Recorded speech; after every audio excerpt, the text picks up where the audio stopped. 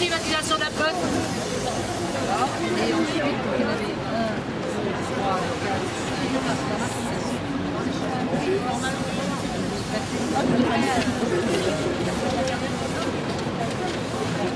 Mademoiselle. Concernant France Télécom, que la gauche ait fait ce qu'elle a fait, c'était une connerie.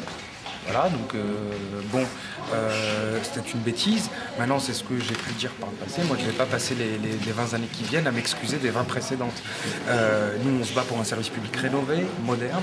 Ça veut dire une poste qui est en capacité aussi d'embrasser véritablement l'ère du numérique, de faire les investissements massifs nécessaires à ça. Je vous rappelle que le Japon s'apprête à renationaliser sa poste, que la Norvège refuse de transposer la directive européenne de libéralisation, qu'aux États-Unis, on renforce les fonds propres de l'US Postal, qui est fédéral, donc public. Et nous, la France, on est les meilleurs élèves du libéralisme du XXe siècle. Et ça, c'est très grave.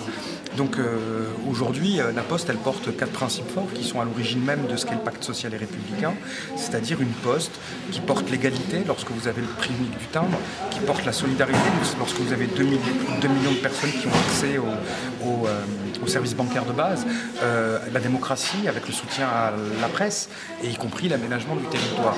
Donc vous avez des services publics qu'on appelle des services publics en réseau, vous avez aujourd'hui des opérateurs qui sont nécessairement publics, et puis si on considère que... Vous savez, quand une entreprise privée va mal, on ne dit pas qu'il faut la nationaliser.